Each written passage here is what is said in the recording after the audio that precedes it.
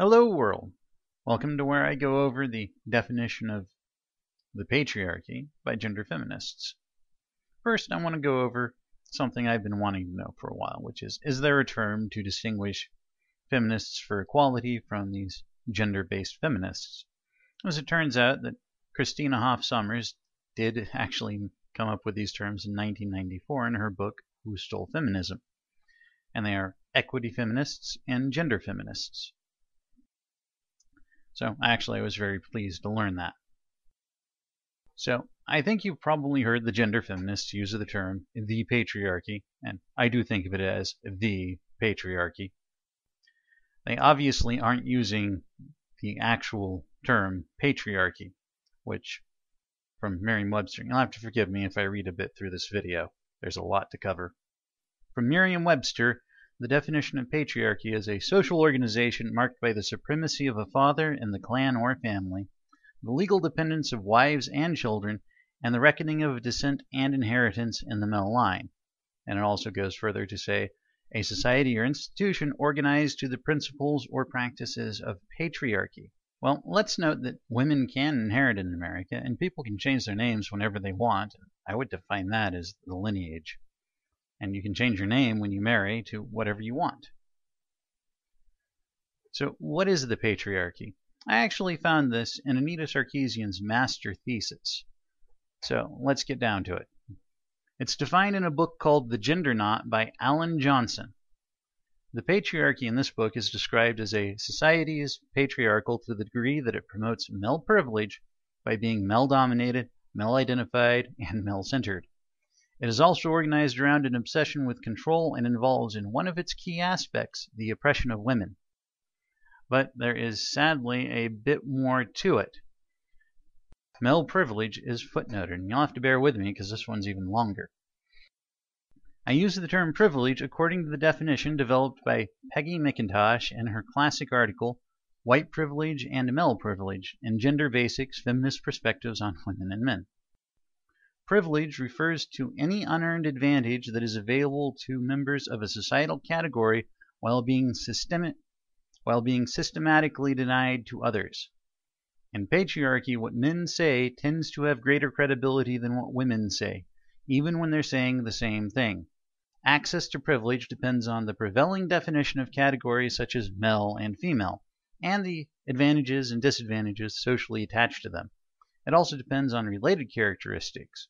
A man's access to male privilege, for example, will vary according to other status characteristics such as race, sexual orientation, disability status, and social class. McIntosh's approach is important to any understanding of privilege because it refers not to individuals, but to organization of social systems in which people live. I will note that it does say that an individual's access to the privilege is dependent on various factors. So I don't see how that's just the organization of social systems.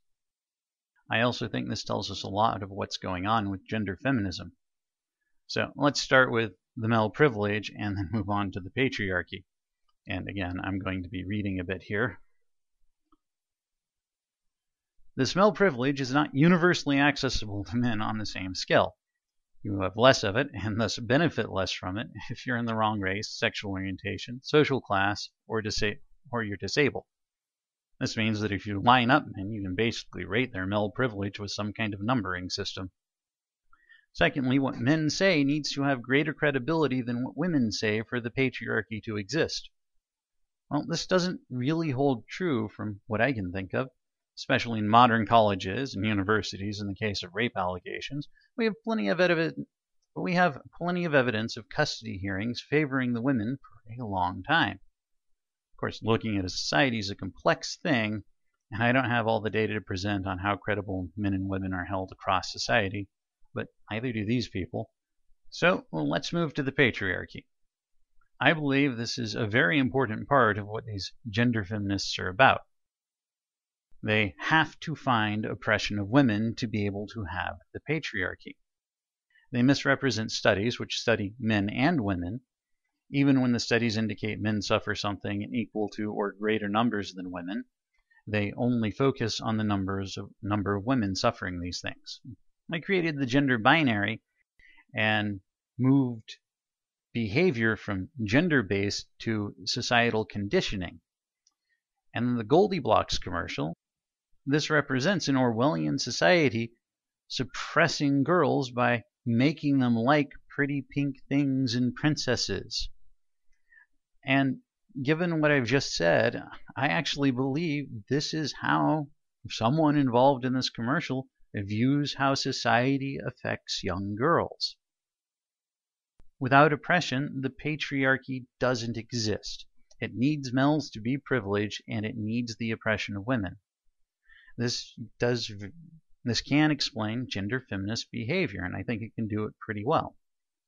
It explains why they're in a fervor to find or create anything they can to support the patriarchy and the narrative of oppression. I would also like to note this is accepted by feminist academia. It was in a master thesis, and I don't think it's a small occurrence, although again, I don't have the data on that. But I think it's a core tenet of what they do and how they act. They never looked for evidence before they adopted the patriarchy. They just look for things to support the concept of the patriarchy while discarding things that don't. I honestly feel a lot better about having compared gender feminist research to creationist research. There's two other things I would like to note before I'm done with this video. One is that I think subscribing to this patriarchal theory and the oppression of women creates an inability for genders to be equal under this label. Men in charge will always favor men and oppress women, and the only result to stop the oppression is to remove men from power. Also, this search for oppression reduces women to the role of victim. If they suffer this oppression and dominance without knowing it, then they need to be protected from it. It creates a narrative that all women are, by default, victims in a male-dominated society. This really doesn't fit my understanding of empowerment, which I realize I probably should put the definition of in here. Women can't be what they want because of the patriarchy. Their opinions of men, their opinions in general, and men are tainted by the patriarchy. Anyone dissenting is a victim of the patriarchy and unknowingly perpetuating it. What I've described here is an ideology. Now, is this how things really work? I mean, it seems so to me, but I'm one person using a crappy camera at the moment. Be careful not to fall into the same behavior as the gender feminists and just blindly look for things to support an idea without considering things that might not support it. So there we are. The definition of the patriarchy according to gender feminists, an insight into what's considered a male privilege, and a somewhat paranoid observation from me. Whatever you think of my observations, at least pay attention to the definitions. I'd like to end this on saying that you should really call out someone when they're misusing a definition, or when you hear them use terms like patriarchy or misogyny. I encourage you to rephrase what they say with the meanings of the words they're using. This descends into misogyny. Don't let it stand unchallenged. Say it back as this descends into the hatred of women. Same when they decry something as irrelevant because it's a part of the patriarchy. This creates male domination and is created or done to oppress women. Don't let charged words slip by without calling out their meaning. It's important, and it's a way to fight someone creating a false narrative right in front of you. Now, please comment on this topic, because I'm very curious what people think about this. As always, I hope my video is useful, and please like it and share it if you think I've brought some useful information to this whole GamerGate dialogue. And as always, thank you for watching.